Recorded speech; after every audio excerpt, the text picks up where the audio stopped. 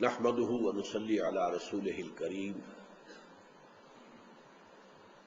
اما بعد فاعوذ بالله من الشيطان الرجيم بسم الله الرحمن الرحيم قد افلح المؤمنون الذين هم في صلاتهم خاشعون الى قوله تعالى والذين هم على صلواتهم يحافظون وقال عز وجل كما ورد في سورة المعارج ان الانسان خلق هلوعا اذا مسه الشر جزوعا واذا مسه الخير منوعا الا المصلين الذين هم على صلاتهم دائمون الى قوله تعالى والذين هم على صلاتهم يحافظون صدق اللہ العظیم۔ ہم دیکھ چکے ہیں گزشتہ نشست میں کہ تعمیر سیرت کے لیے جو اساسات قرآن مجید نے معین کیے، یعنی بنیادیں جن پر کہ عمارت اٹھے گی، ان میں اول و آخر دونوں مقامات پر نماز کا ذکر ہے۔ اور ویسے اس نماز کا ایک باطنی پہلو سامنے آیا، خشوع، اور 3 جگہوں پر اس کا دوام، الذین هم علی صلاتهم دائمون والذین هم علی صلواتهم یحافظون والذین هم علی صلاتهم یحافظون۔ محافظت، مداومت، نماز کا نظام قائم کرنا، اس کو اوقات پر ادا کرنا، تعدیل ارکان، نماز میں چوری نہ کرنا۔ حضور نے فرمایا یہ نماز کی چوری ہے۔ رکوع میں گئے ہیں، سیدھے کھڑے نہیں ہوئے کہ سجدے میں چلے گئے، سجدے سے اٹھے ابھی درمیانی میں کمر سیدھی نہیں ہوئی ہے کہ دوسرا سجدہ کر لیں، یہ نماز کی چوری ہے۔ تعدیل ارکان کی، ہر رکن صحیح ادا، رکوع سے اٹھے ہیں تو کمر سیدھی ہو جائے، سکون، یہ ہے قوما۔ پھر سجدے سے اٹھے ہیں، درمیان میں جو جلسہ ہے وہ بھی پورا یقین اطمینان کے ساتھ بیٹھے۔ اس میں بعض دعائیں بھی منقول ہیں، اور اس میں وہ دعائیں کی جائیں تو واقعتاً تب نماز ہوتی ہے۔ تو تعدیل ارکان کے ساتھ، پابندی اوقات کے ساتھ، مردوں کے لیے یہ کہ وہ جماعت کے ساتھ پڑھیں۔ لا صلاۃ لجار المسجد الا فی المسجد، مسجدوں کے پڑوس میں رہنے والوں کی نماز ہوتی ہی نہیں جب تک کہ وہ مسجد میں ادا نہ کریں۔ فرض کیجئے مسجد 1 میل دور ہے اور آپ کے پاس کار بھی نہیں ہے، تو آپ کے پاس عذر ہے، آپ گھر میں نماز ادا کر لیں۔ اگرچہ عزیمت یہ ہوگی کہ پھر بھی جائیں مسجد میں، حاضری دیں، باجماعت نماز ادا کریں۔ لیکن یہ کہ جو جاری مسجد ہے، مسجد کا پڑوسی، مسجد کے قریب، آسانی سے انسان چل کر وہاں جا سکتا ہے، اس کی نماز گھر میں ہوگی ہی نہیں۔ لا صلاۃ ہے ہی نہیں نماز اس کی۔ لا صلاۃ لجار المسجد الا فی المسجد، مسجد کا پڑوسی جو ہے اس کی نماز ہوتی ہی نہیں جب تک کہ وہ مسجد میں نہ ہو۔ یہ حدیث نبوی ہے صلی اللہ علیہ وسلم۔ بہرحال اس وقت میں چاہتا ہوں کہ نماز کی کچھ حقیقت پر ہم غور کریں۔ یہ صلاۃ کا لفظ جو ہے، 2 رائے ہیں اس کے بارے میں، یا تو یہ ناقص واوی ہے یا ناقص یائی ہے۔ ناقص کہتے ہیں اس مادے کو جس کے آخر میں حروف علت میں سے کوئی آ جائے، واو، الف، یا۔ اگر یہ ناقص واوی ہے، صاد، لام، واو، صلوات جب آیا تو معلوم ہوا کہ یہ واو کے ساتھ ہے۔ اس کا مفہوم ہوتا ہے کسی کی طرف متوجہ ہونا۔ اب یہ توجہ جو ہے 2 رخ کی ہوتی ہے، اپنے سے بڑے کی طرف تعظیم کے ساتھ، ادب کے ساتھ، اور اپنے سے چھوٹے کی طرف شفقت کے ساتھ، رحمت کے ساتھ۔ اسی سے لفظ بنا ہے نا، ان اللہ وملائکتہ یصلون علی النبی، اللہ اور اس کے فرشتے جو ہیں وہ نبی پر صلوات بھیجتے ہیں۔ یہ صاد، لام، واو ہے۔ ظاہر بات ہے کہ اس سے مراد رحمت ہے، شفقت ہے، عنایت ہے۔ اور یہ معاملہ صرف نبی کا نہیں ہے، یہ بھی نوٹ کر لیجئے ہمارے ہاں، کیونکہ بہرحال حضور کی شان میں یہ الفاظ اس طریقے سے آئے ہیں تو وہ تو بہت عام ہے۔ قرآن مجید میں اسی سورہ احزاب میں هو الذی یصلی علیکم وملائکتہ لیخرجکم من الظلمات الی النور، اے اہل ایمان، وہی ہے اللہ جو تم پر صلوات بھیجتا ہے اور اس کے فرشتے بھی، وہی بات، ان اللہ وملائکتہ یصلون علی النبی یا ایھا الذین آمنوا صلوا علیہ وسلموا تسلیما، هو الذی یصلی علیکم وملائکتہ لیخرجکم من الظلمات الی النور، وہی ہے اللہ جو تم پر صلوات بھیجتا ہے اور اس کے فرشتے بھی، تاکہ تمہیں اندھیروں سے نکال کر روشنی میں لے آئے۔ یہ ہے صاد لام واو، یہ لفظ بندے کے لیے آئے گا تو اللہ کے جناب میں حاضر ہونا، دعا کرنا، اس کا احترام، اس کا ادب، اس کی ثنا، الحمدللہ رب العالمین الرحمن الرحیم مالک یوم الدین ایاک نعبد و ایاک نستعین۔ یہی وجہ ہے کہ اسی کو صلاۃ کہا گیا ہے حدیث میں۔ حضرت ابو ہریرہ سے جو روایت ہے سورہ فاتحہ میں بیان کر چکا ہوں، اور وہ ایک نقشہ جو ہے ترازو کی شکل میں، حدیث قدسی یہ ہے، قسمت الصلاۃ بینی و بین عبدی نصفین، میں نے نماز کو اپنے اور اپنے بندوں کے درمیان آدھا آدھا تقسیم کر لیا ہے، فنصفھا لی ونصفھا لعبدی ولعبدی ما سأل، اس کا آدھا حصہ میرے لیے، آدھا میرے بندے کے لیے، اور میرے بندے کے لیے ہے جو اس نے مانگا۔ تو بندہ کہتا ہے الحمدللہ رب العالمین، اب یہ حضور نے وضاحت کی ہے، حدیث قدسی وہاں ختم ہو گئی۔ اذا قال العبد الحمدللہ رب العالمین یقول اللہ تعالی حمدنی عبدی، میرے بندے نے میری حمد کی۔ وَإِذَا قَالَ الْعَبْدُ الرَّحْمَٰنِ الرَّحِيمِ یقول اللہ تعالی مجدنی عبدی، میرے بندے نے میری بزرگی بھی کا بیان کیا۔ وَإِذَا قَالَ الْعَبْدُ مَالِكِ يَوْمِ الدِّينِ یقول اللہ تعالی اثنى علیہ عبدی، میرے بندے نے میری ثنا کی۔ یہ سارا حصہ اللہ کا ہے۔ چوتھی آیت ایاک نعبد و ایاک نستعین ھذا ما بینی و بین عبدی، یہ ہے وہ جو میرے اور میرے بندے کے درمیان ہے، یہ انٹر لاکنگ ہے، یہ معاہدہ ہے، یہ میثاق ہے۔ اے رب تیری ہی بندگی کرتے ہیں اور کرتے رہیں گے، اور اے رب تیری ہی تجھ ہی سے مدد مانگتے ہیں اور مانگتے رہیں گے، یہ ہے۔ اور واو درمیان میں جو آیا یوں سمجھیے کہ ترازو کا مٹھ وہ ہے، اور ادھر تین آیتیں ایاک نعبد، اور ادھر تین آیتیں اہدنا الصراط المستقیم صراط الذین انعمت علیہم غیر المغضوب، اور ان کا تعلق ایاک نستعین، مدد مانگتے ہیں تیری۔ یہ سب سے بڑی مدد کیا ہے؟ ہدایت، سیدھے راستے کی ہدایت بخشتے ہیں۔ اس سے معلوم ہوا اصل صلاۃ یہی ہے، قسمت الصلاۃ بینی و بین عبدی نصفین، اور اس میں ساری شرح سورہ فاتحہ کی ہے۔ دوسرا مادہ یہ ہو سکتا ہے صاد لام اور یا صلا، اس کا معنی عربی زبان میں آتے ہیں تاپنا، آگ سے حرارت حاصل کرنا، اس معنی میں یصلونھا یوم الدین، جہنم کو تاپیں گے یہ اس قیامت کے دن۔ صلی النار، آگ میں داخل ہوا، اسی سے اصلاح باب افعال ہے۔ سوف نصلی ہے نارا، ان قریب ہم اسے آگ میں داخل کریں گے۔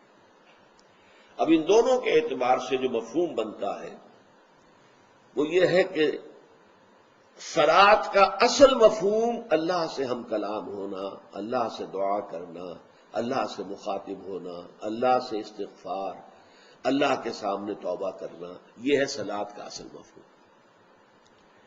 لیکن اس کے ساتھ ہی تابع ہے، اس صلاۃ سے روح اسے حرارت ملتی ہے، اسے زندگی کی تازہ حرارت ملتی ہے، یہی اسی نماز کے ذریعے سے۔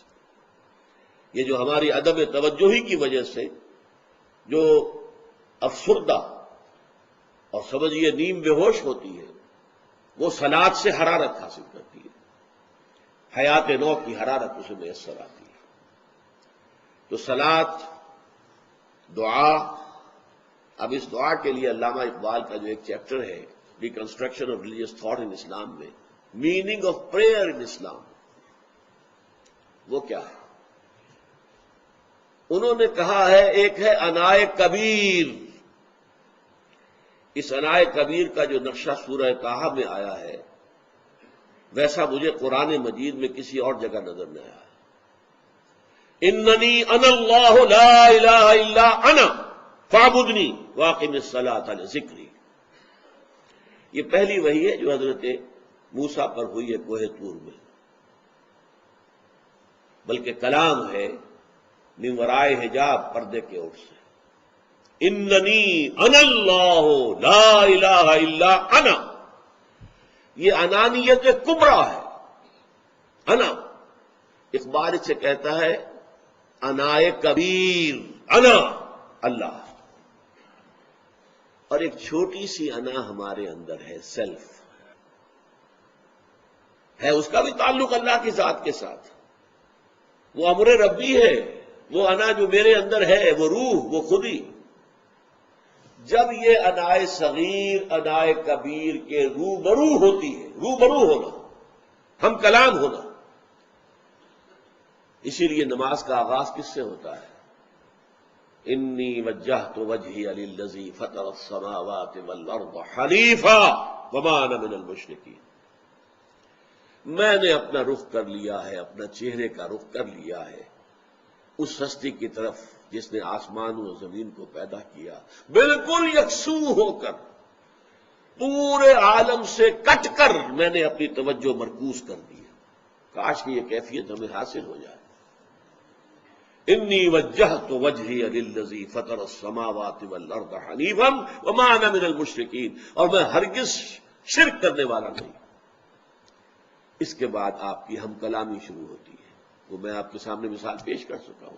وہ صحیح مسلم کی روایت ہے حضرت ابو ہریرہ سے جو میں نے بیان کی، قسمت الصلاۃ بینی و بین عبدی نصفین فنصفھا لی ونصفھا لعبدی ولعبدی ما سأل۔ یہ حدیث قدسی ہے، آگے کے الفاظ حضور کی اپنی شرح ہے، وہ حدیث ہے کہ جب بندہ یہ کہتا ہے تو اللہ یہ کہتا ہے، جب بندہ یہ کہتا ہے تو اللہ یہ کہتا ہے، جب بندہ یہ کہتا ہے تو اللہ یہ کہتا ہے۔ یہ مکالمہ ہے۔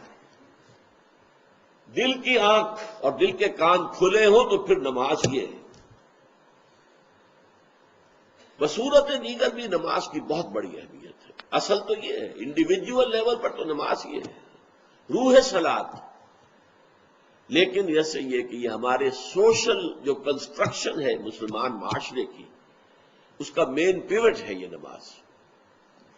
جو نماز کا نظام ہے در حقیقت وہ معاشرے کے لیے بالکل ایکسس کی حیثیت سے، کہ معاشرہ پورا اس کے گرد گھومے، اور جس طریقے سے یہ جمع کرتی ہے، کچھ لوگ دن میں 5 مرتبہ جمع ہو رہے ہیں، ایک بڑی آبادی کے لوگ۔ اب یہ تو بدقسمتی ہماری کہ ایک ایک مسجد میں 2 جامع مسجدیں ایک ایک گلی میں ہو جاتی ہیں، یہ تو اسلام کے مطابق نہیں ہے۔ اسلامی ریاست ہو تو جامع مسجدیں ریاست کے تابع ہوں گی، کوئی خود اپنی مسجد بنا کر جو ہے اور وہ وہاں خطیب بن کر جو ہے خود ساختہ خطیب جو خطبہ نہیں دے سکتا۔ ہاں، عام مسجد جو چاہو بنا لو، 5 وقتہ نماز کے لیے جتنی چاہو مسجدیں بنا لو۔ مسجد جامع وہ تو کوئی ایک یونٹ ہوگا۔ پرانے زمانے میں گرداوری کا رقبہ کہلاتا تھا، وہ ایک گرداور کا رقبہ جو اس میں ایک مسجد ہوگی، جامع مسجد ایک ہوگی۔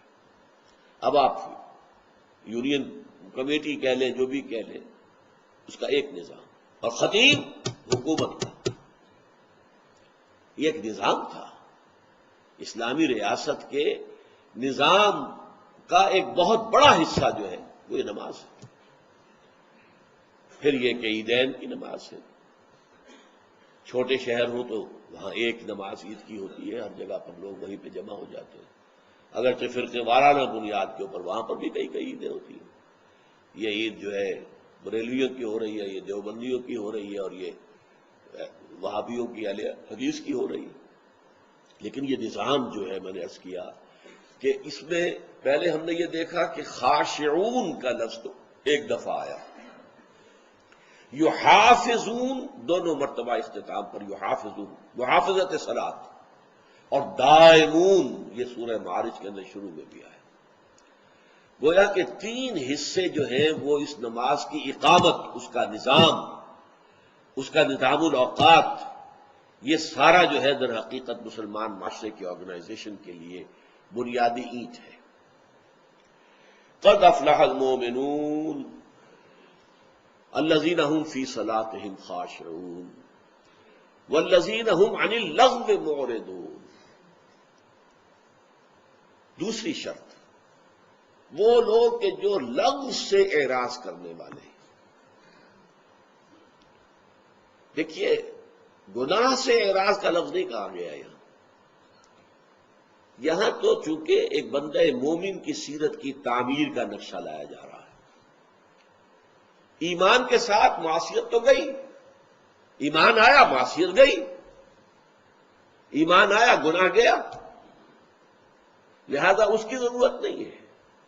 اب اس سے اگلی بات ہو رہی ہے، والذین هم عن اللغو معرضون، وہ لوگ کہ جو لغو سے اعراض کرتے ہیں۔ لغو معصیت نہیں ہے، لغو وہ شے ہے جس سے نہ کوئی دنیاوی ضرورت پوری ہو رہی ہو اور نہ ہی اخروی ثواب حاصل ہو رہا ہو۔ بیٹھے تلوار تاش کھیل رہے ہیں، آپ کی کون سی دنیاوی ضرورت پوری ہو رہی ہے؟ اگر یہ وقت فارغ تھا، اللہ کو یاد کیا ہوتا، اللہ کا کلام پڑھتے، جنت میں بوٹے لگاتے اپنے، تو بندہ مومن کا معاملہ یہ اچھی طرح سمجھ لیجئے، وقت کا سب سے بڑا قدردان بندہ مومن ہے۔ اس کی وجہ کیا ہے؟ ایک عام انسان جو آخرت کو نہیں جانتا، وہ سمجھتا بس زندگی ہے، گزارنی ہے، تو کبھی کوئی خاص کام نہیں ہے، کوئی پیس ٹائم ہونا چاہیے، کوئی ہابی ہونی چاہیے، کوئی وقت کو گزارنا ہے، ٹو کل ٹائم لفظ استعمال ہوتا ہے، اونلی ٹو کل ٹائم، وقت کو قتل کرنا ہے۔ بندہ مومن کے نزدیک یہ وقت جو ہے، یہ وقت اگرچہ بظاہر محدود ہے، حقیقت لامحدود ہے۔ کیوں؟ اس دنیا میں جو کمائی کرو گے اس کے نتائج لامحدود زندگی میں نکلنے والے ہیں، تو پوٹینشلی یہ زندگی لامحدود ہو گئی نا۔ آپ نے اس محدود زندگی میں خیر کمایا، لامحدود زندگی میں اس کا اجر و ثواب ملے گا۔ اگر آپ نے دنیا کی زندگی میں شر کمایا تو غیر محدود زندگی، ابد الآباد تک کی زندگی میں اس کی سزا ملے گی۔ لہذا وقت کا سب سے بڑا الوقت سیف القاطع، یہ وقت جو ہے یہ تو کاٹ دینے والی تلوار ہے اور دوڑتا ہے۔ غافل تجھے گھڑیال یہ دیتا ہے منا دی، گردوں نے گھڑی عمر کی ایک اور گھٹا دی۔ تم سمجھتے ہو عمر بڑھ رہی ہے، بڑھتا نہیں، گھٹ رہی ہے۔ اگر 80 سال کی عمر میں موت آنی ہے اور تم ابھی 71 کے ہو گئے ہو تو اور کم ہو گئی نا، 10 کی بجائے 9 رہ گئے، اگلے سال 8 رہ جائیں گے۔ غافل تجھے گھڑیال یہ دیتا ہے منا دی، گردوں نے گھڑی عمر کی ایک اور گھٹا دی۔ لہذا دوڑو، catch the time by the forelock. آخر یہ دنیا میں جو یہ محاورے بن گئے کیوں؟ الوقت سیف القاطع، کاٹ دینے والی بڑی کاٹ دار تلوار ہے یہ وقت۔ لہذا وقت کا سب سے بڑا قدر شناس بندہ مومن ہے، وہ لغو کام میں اس وقت کو نہیں لگا سکتا۔ اسی لیے بڑی پیاری حدیث ہے حضرت ابو ہریرہ سے رضی اللہ تعالی عنہ، ان رسول اللہ صلی اللہ علیہ وسلم قال من حسن اسلام المرء ترکہ ما لا یعنیہ، ایک انسان کے اسلام کی خوبی یہ بھی ہے کہ ہر اس شے کو چھوڑ دے جس کا کوئی فائدہ نہیں، فائدہ یا دنیا کا کوئی ضرورت آپ کی پوری ہو رہی ہے، معاش کے لیے آپ جدوجہد کر رہے ہیں، وہ آپ کی ضرورت دنیا کی ہے، وہ پوری کر دیں، یا پھر اگر وقت ہے اللہ کو یاد کرو۔ اللہ کے ساتھ تصور لو لگاؤ، اللہ سے ہم کلام ہو، اللہ کا کلام پڑھو، ذکر کرو، قرآن پڑھو۔ تو والذین هم عن اللغو معرضون، وہ لوگ کہ جو لغو سے اعراض کرنے والے۔ اب یہاں نوٹ کیجئے کہ اس کے مقابل سورہ معارج میں کیا آیا، والذین یصدقون بیوم الدین، چونکہ اس وقت کا تعلق قیامت کے ساتھ میں نے آپ کو بتایا ہے، اخروی زندگی جو ہمیشہ کی زندگی ہے، اور یہ زندگی اسی کی تمہید ہے، الدنیا مزرعۃ الآخرہ۔ والذین یصدقون بیوم الدین والذین هم من عذاب ربهم مشفقون ان عذاب ربهم غیر مامون۔ اور وہ لوگ کہ جو قیامت کے دن، جزا و سزا کے دن کی تصدیق کرتے ہیں، اور وہ لوگ کہ جو اپنے رب کے عذاب سے خوف زدہ رہتے ہیں، لرزاں و ترساں رہتے ہیں، ڈرتے رہتے ہیں۔ ان عذاب ربهم غیر مامون، اور اس میں کوئی شک نہیں کہ ان کے رب کا عذاب ایسی شے نہیں ہے جس سے انسان امن میں ہو سکے، نچند ہو جائے، غیر معمول۔ اس کا تعلق ہے اس سے کہ والذین هم عن اللغو معرضون۔ اگر یہ آخرت کا یقین ہے، اگر آخرت کے عذاب کی فکر ہے، تو لازماً اس دنیا کا ایک ایک وقت، ایک ایک منٹ، ایک ایک لمحہ جو تمہارے پاس ہے، ٹھیک ہے تمہارے جسم کو استراحت کی بھی ضرورت ہے، تو نیند بھی ہے، وَإِنَّ لِنَفْسِكَ عَلَيْكَ حَقٌّ، تمہارے نفس کا بھی تم پر ایک حق ہے۔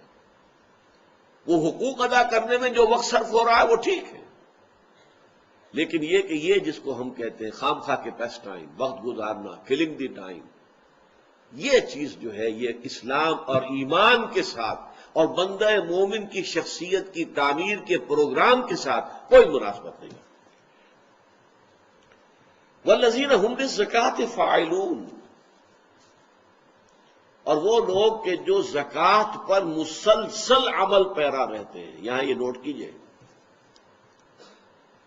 قرآن مجید میں اکثر جگہ ایتاء زکوٰۃ آتا ہے، یؤتون الزکوٰۃ، یقیمون الصلاۃ ویؤتون الزکوٰۃ، اقیموا الصلاۃ وآتوا الزکوٰۃ، ایتاء۔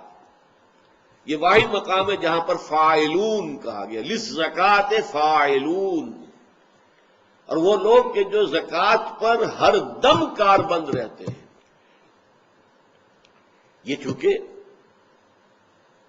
مکی صورت ہے، مکی صورت میں زکوٰۃ کا وہ نظام جو مدینے میں جا کر قائم ہوا وہ اٹھا ہی نہیں ابھی، نہ کوئی نصاب کا تعین تھا، نہ مقدار کا تعین تھا، کتنی زکوٰۃ ادا کرنی ہے، کتنا سونا ہو تو زکوٰۃ واجب ہوگی، کتنی چاندی ہو تو زکوٰۃ واجب، کچھ ذکر ہی نہیں۔ لہذا زکوٰۃ ایک معین عبادت کے طور پر مکے میں فرض نہیں ہوئی، یہ تو جا کر مدینے میں فرض ہوئی۔ البتہ زکوٰۃ کا مفہوم کیا ہے؟ زکوٰۃ کہتے ہیں پاک کرنے کو، یا کسی شے کی ارتقاء میں جو رکاوٹ ہے اسے دور کرنے کو۔ اس کا ایگزیکٹ سینس سمجھ لیجئے، ایک باغبان ہے، اس نے باغیچہ لگایا ہے، کچھ پھل والے درخت ہیں یا پودے ہیں اور کچھ پھول والے ہیں، یہ تو اس نے خود لگائے ہیں، چاہتا ہے، مطلوب ہے۔ کچھ وہاں پر گھاس اور جھاڑ جھنکاڑ خود اگا جاتا ہے، خود رہو۔ وہ باغبان آتا ہے، کھرپا ہاتھ میں لیتا ہے، اس خودرو گھاس آس پاس کے پودوں کو وہ کاٹتا ہے، پھینک دیتا ہے۔ کیوں؟ جو بھی سورج کی تمازت ہے، جو بھی ہوا میں آکسیجن ہے، وہ ساری میرے ان پودوں کے لیے ہونی چاہیے جنہیں میں چاہتا ہوں کہ پروان چڑھیں۔ یہ گھاس اور یہ جو جھاڑ جھکاڑ ہے یہ اس میں سے حصہ وصول کر رہے ہیں، گویا کہ اس کی ترقی کے راستے میں رکاوٹ ہے۔ باغبان کا یہ عمل جو ہے یہ در حقیقت تزکیہ ہے، اس کا اس عربوں کے ہاں یہ تزکیہ تھا۔ اب یوں سمجھیے کہ اسلام انسانی شخصیت کو جس رخ پر بڑھانا چاہتا ہے، اس کا سب سے بڑا بریک جو ہے، جو شخصیت کو ادھر نہیں بڑھنے دیتا، وہ حب مال ہے، مال کی محبت۔ وَإِنَّهُ لِحُبِّ الْخَيْرِ لَشَدِيدٌ، اس حب مال کو جڑ سے کاٹنے کے لیے اس کو خرچ کرو خرچ کرو خرچ کرو، انفقو انفقو انفقو، جتنی تاکید قرآن میں ہے اتنا ہی تمہارا دل صاف ہوگا، اتنی ہی تمہاری اصل شخصیت روحانی ترقی تمہاری ہوگی۔ اس لیے یہاں پر زکوٰۃ کا لفظ جو آیا ہے وہ اپنے لغوی مفہوم میں مسلسل خرچ کرنا۔ ویسے یہ کہ جب وہ نظام بن گیا تو اس کے اوپر بھی حضور نے فرمایا صلی اللہ علیہ وسلم، ان فی المال لحقا سوى الزکوٰۃ، لوگوں یہ نہ سمجھ بیٹھنا کہ تم نے اپنے مال میں سے اگر زکوٰۃ دے دی ہے تو بس حق سارا ادا ہو گیا، نہیں، تمہارے مالوں میں حق ہے زکوٰۃ کے علاوہ بھی۔ اور آیت آپ نے پڑھی جو ہمارے منتخب نصاب کا درس نمبر 2 ہے، لیس البر ان تولوا وجوہکم قبل المشرق والمغرب ولکن البر من آمن باللہ والیوم الآخر والملائکۃ والکتاب والنبیین وآتى المال على حبه ذوي القربى واليتامى والمساکین وابن السبیل والسائلین وفي الرقاب وأقام الصلاة وآتى الزکاة، زکوٰۃ علیحدہ ہے اور اس سے پہلے ایتاء مال غرباء پر، یتیموں پر، مساکین پر، وہ علیحدہ ہے۔ اس کو دلیل کے طور پر حضور نے کوٹ کیا ہے۔ اسے تم سمجھ لو کہ ان فی المال لحقا سوى الزکوٰۃ۔ یہاں والذین هم للزکوٰۃ فاعلون، وہ لوگ کہ جو اپنی زکوٰۃ پر یا زکوٰۃ پر مسلسل عمل پیرا رہتے ہیں، مسلسل خرچ کرتے ہیں، مسلسل خیرات، مسلسل صدقات۔ اچھا، اس کا کورسپونڈنگ جو ہے سورہ معارج میں والذین فی اموالہم حق معلوم للسائل والمحروم،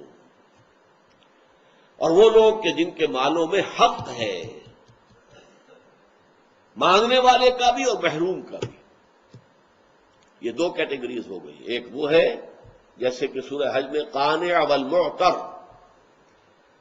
ایک غریب وہ ہے جو قناعت کے ساتھ گھر میں بیٹھا ہے، وہ باہر نہیں نکلا ہے، ہاتھ نہیں پھیلا رہا ہے۔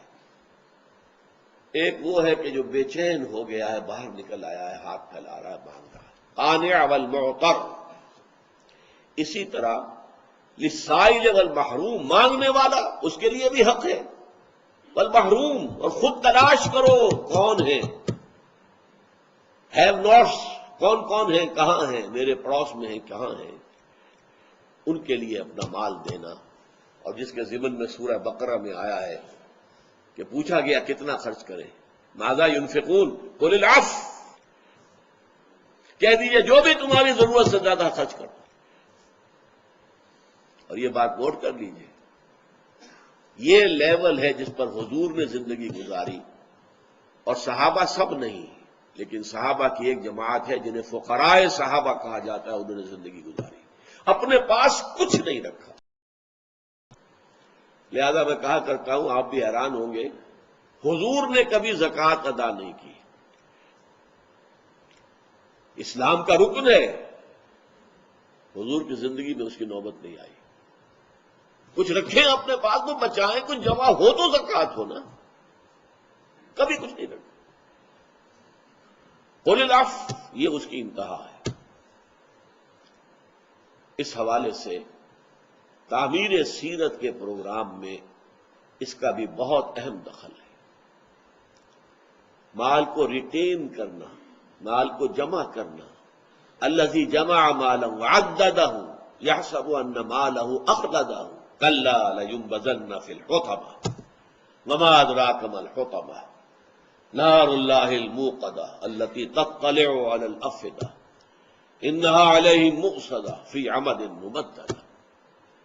مال جمع کرنا، سینت سینت کر رکھنا، گنتی کرتے رہنا، آج ہمیں یہاں ہوں، پچھلے سال ہمارا یہ تھا معاملہ، آج ہمارا بیلنس شیٹ جو ہے اتنی آگے جا چکی ہے، یہ سارے حساب کتاب میں پڑے رہنا، یہ پھر اس رخ پر سیرت کی تعمیر نہیں ہونے دے گا جس رخ پر کہ اللہ تعالیٰ چاہتا ہے۔ اب اس کے بعد دیکھیے 4 آیتیں دونوں مقامات پر بعین ہی وہی ہیں۔ والذین هم لفروجہم حافظون الا علی ازواجہم او ما ملکت ایمانہم فانہم غیر ملومین فمن ابتغى وراء ذلك فاولئک هم العادون۔ اب یہ ہے سیکس ڈسپلن، تعمیر سیرت کے لیے یہ سیکس ڈسپلن بھی انتہائی ضروری ہے۔ یہ تینوں آیات جو کہ دونوں مقامات پر آئی ہیں، ایک شوشے کا فرق نہیں ہے۔ اور وہ لوگ کہ جو اپنی شرمگاہوں کی حفاظت کرتے ہیں، الا علی ازواجہم، سوائے اپنے ازواج کے، اور یہ زوج کا لفظ دو طرفہ استعمال ہوتا ہے، شوہر کے لیے بیوی زوج ہے، بیوی کے لیے شوہر زوج ہے، سوائے زوجین کے، کہ یہ شرمگاہیں جو ہیں ان کا کھلنا یا ان کا استعمال ہونا، الا علی ازواجہم او ما ملکت ایمانہم، مردوں کے لیے ایک اور اضافی ہے جو ان کی ملک یمین ہو، لونڈی۔ یہ لونڈی کا معاملہ چونکہ اس وقت معاشرے میں موجود تھا، قرآن مجید میں تفصیل سے ذکر ہے، فقہ میں تفصیلات درج ہیں۔ آج کل کہیں یہ نہیں، اس کا کوئی وجود نہیں ہے، اور صحیح معنی میں، ویسے ابھی میں ایک آرٹیکل پڑھ رہا تھا نیوز ویک میں، موریتانیہ میں یہ غلامی کا نظام ابھی موجود ہے، لیکن وہاں بھی تحریک چل رہی ہے، رفتہ رفتہ ختم کر رہے ہیں، بلکہ سرکاری سطح پر تو وہ ختم کر چکے ہیں، اگرچہ بالفعل معاشرے کے اندر موجود ہے،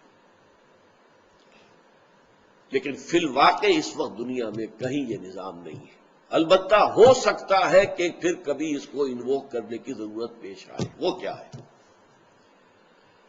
اسلامی جہاد ہو، اسلامی قتال ہو، اسلامی جنگ ہو، اس میں پرزنرز آف وار کے بارے میں یہ سورہ محمد صلی اللہ علیہ وسلم کی آیت نمبر 4 میں اس کا ذکر ہے۔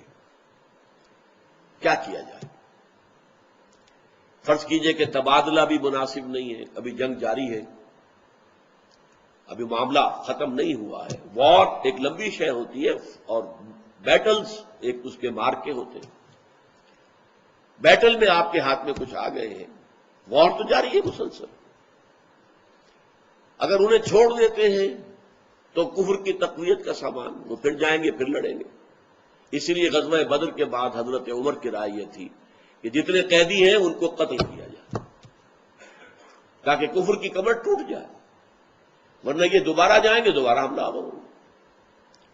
حضور کی طبیعت پر چونکہ رحمت اور شفقت اور مودت کا غلبہ تھا، اور وہی عکس جو ہے حضرت ابوبکر صدیق میں تھا، ان دونوں کی رائے ہوئی کہ نہیں، ان کو چھوڑ دیا جائے، فدیہ لے لیا جائے۔ لیکن آپ کو معلوم ہے سورہ انفال میں اس پر گرفت آ گئی، حضرت عمر کی رائے کو اللہ تعالیٰ نے صحیح قرار دیا کہ جب تک کفر کی کمر نہ ٹوٹ جائے، اسخنتموہم، جب تک کہ تم ان کو قتل کر رکھ دو تو جان نہ رہے، اس کے بعد جو چاہو کرو، فدیہ لے کر چھوڑ دو، یا ویسے ہی اما منن بعدو و اما فدان، فدیہ لے کر یا احسان رکھ کر چھوڑ دو، اس لیے کہ اب کفر میں وہ ہمت ہی نہیں ہے کہ وہ کھڑا ہو سکے۔ جب تک وہ مقابلہ ابھی جاری ہے اس وقت تک اب ان کا کیا کیا جائے؟ ایک تو یہ کہ کنسنٹریشن کیمپس کے اندر رکھ دیا جائے، اسلام نے بہتر یہ حساب دیا ہے، انہیں اسلامی معاشرے کے اندر پھیلا دیا جائے۔ ایک تو یہ کہ مسلم معاشرے میں یہ قریب سے مشاہدہ کر کے ان کے دل کھلیں گے اسلام کے لیے، دیکھیں گے اسلام کہ کیا ہے۔ ابھی جو ایک واقعہ ہوا ہے، ایک برٹش جرنلسٹ جو عورت تھی اور وہ قید میں رہی طالبان کے، اور اس کے بعد آپ کو معلوم ہو جا کر انگلستان میں اسلام لے آئی، کہ میرے ساتھ انہوں نے جو سلوک کیا مجھے بہن سمجھا، سسٹر کہہ کر پکارا، بہن سمجھا مجھے، کسی کے طرف سے کوئی غلط انڈیسنٹ حرکت نہیں ہوئی، اتنا سیکس ڈسپلن جو ہے ان طالبان کے اندر تھا۔ تو یہ اگر دیکھیں گے، مشاہدہ کریں گے تو ایمان لے آئیں گے۔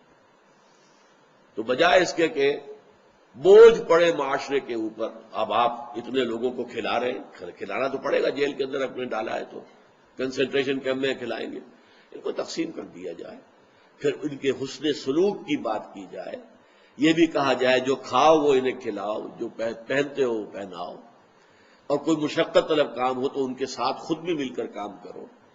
یہ ہے در حقیقت وہ نظام، تاکہ ان کو معاشرے میں جذب کر لیا جائے۔ اور اس کی کوئی ایبولیشن نہیں آئی ہے. قرآن مجید میں کوئی آیت نہیں ہے جس میں یہ بات طے ہو جائے جب آئندہ سے سلیوری ایبولشڈ. نو. کیوں؟ آخری زمانے میں جو جنگیں ہونی ہیں حضرت مہدی کی آمد کے بعد، حضرت مسیح کے نزول کے بعد، میں سمجھتا ہوں کہ اس وقت پھر وہ حالات پیدا ہو جائیں گے جہاں کہ ان آیات کا استعمال ضروری ہو جائے گا جو میں نے عرض کیا ہے کہ سورہ محمد کے اندر آیت نمبر 4 کی حیثیت سے. بہرحال اس وقت کا موضوع یہ ہے کہ سیکس ڈسپلن کوئی اور شکل جو ہے اپنی سیکشول ارج کو پورا کرنے کے لیے استعمال نہ کی جائے سوائے وہ جائز راستہ بیویوں کے یا بیویوں کے لیے شوہر، اور مردوں کے لیے صرف عورتوں کے لیے غلاموں سے سیکشول کانٹیکٹ جائز نہیں ہے. لیکن مرد جو ہیں وہ اپنی کنیزوں کے ساتھ یہ تعلق رکھ سکتے ہیں. اگر اولاد ہو جائے گی تو وہ برابر ہوگی. آزاد بیوی کی اولاد اور ایک باندی کی اولاد، ان کے سٹیٹس میں کوئی فرق نہیں ہو. اور ایک دفعہ کسی باندی کے ہاں اگر اولاد ہو گئی تو اب آپ اسے فروخت نہیں کر سکتے. وہ در حقیقت اب جو ہے مسلم معاشرے کا ایسا جز بن گئی ہے کہ وہ فروخت نہیں ہوگی. ام العبد اسے کہتے ہیں. تو اس حوالے سے ان کا ایک درجہ بدل جاتا ہے. تو والذین هم لفروجهم حافظون الا علی ازواجهم او ما ملکت ایمانهم فانهم غیر ملومین. اس لیے کہ ان پر کوئی ملامت نہیں ہے. یہاں نفی ہو رہی ہے رہبانیت کی. رہبانیت جو ہے دنیا میں آپ کو معلوم ہے کہ کرسچینٹی کے اندر بہت بڑا نظام رہا ہے. کرسچین موناسٹسزم اب بھی ہے اور ان کے سکینڈلز آتے رہتے ہیں، خبروں میں آتے ہیں. ان پر کتابیں لکھی گئی ہیں.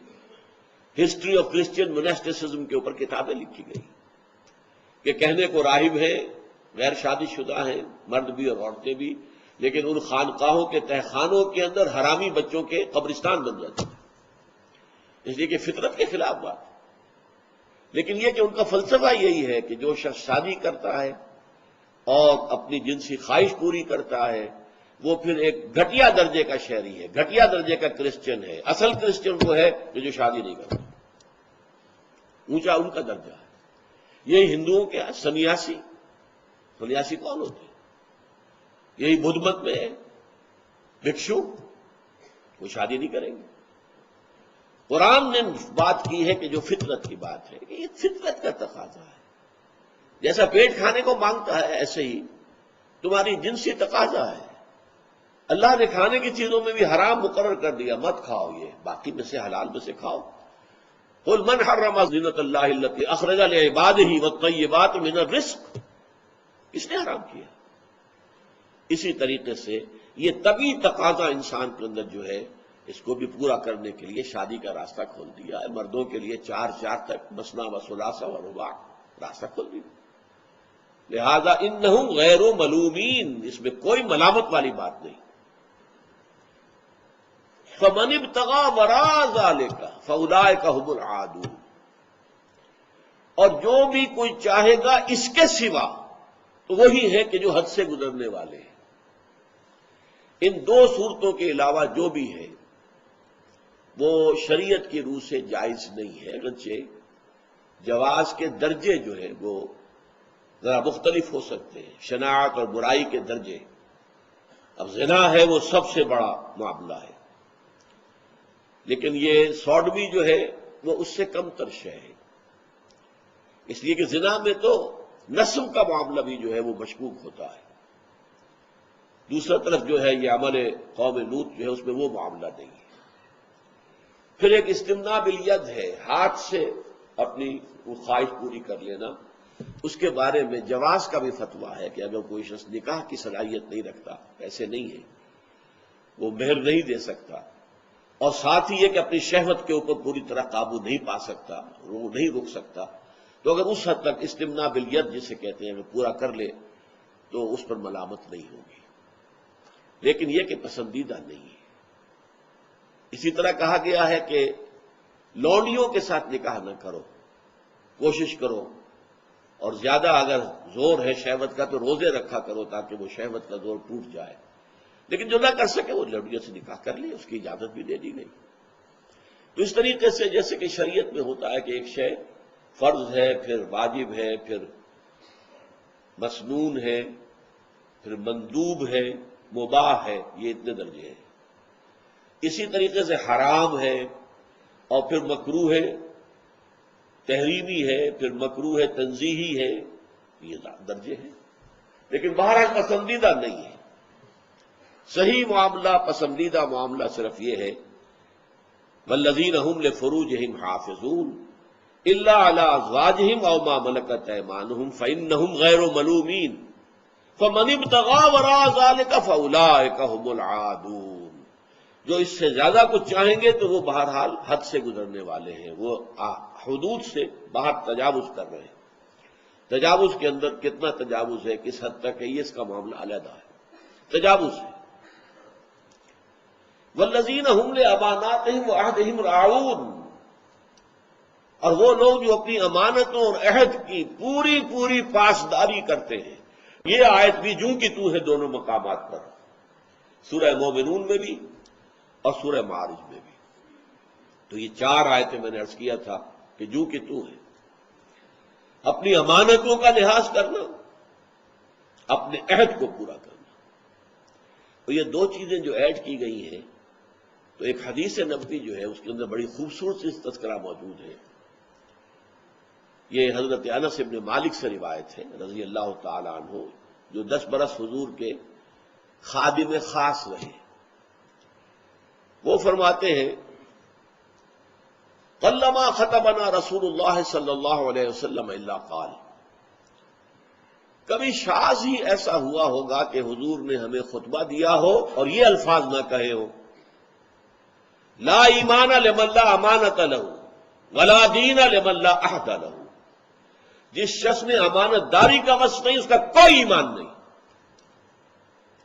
وہ سمجھا کرے اپنے آپ کو بڑا مومن اور متقی، امانت دار اگر نہیں ہے، خیانت کرتا۔ اب یہ امانت بہت وسیع کانسیپٹ ہے۔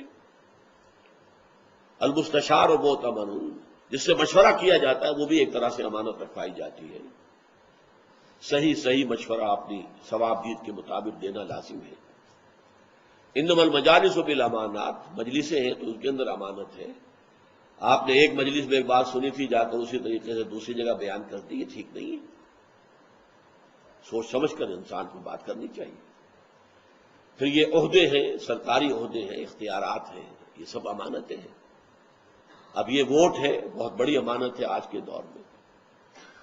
تو جو لوگ اپنی امانتوں کی بھی رعایت کرتے ہیں، حفاظت کرتے ہیں، اور جو عہد کر دیا، یہ تو ہمارا دوسرا سبق جو تھا، وہ لوگ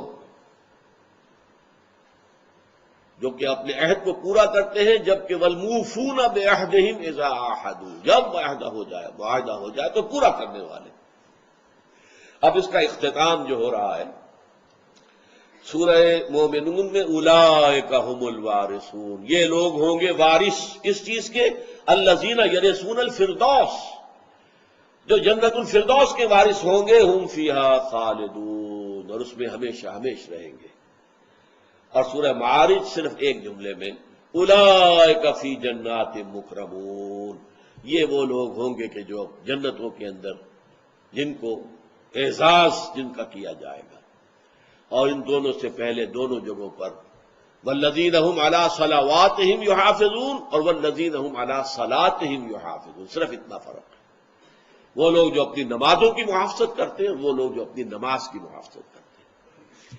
اللہم ربنا اجعلنا منہم، اللہم ربنا اجعلنا منہم، اللہم ربنا اجعلنا منہم، آمین یا رب العالمین۔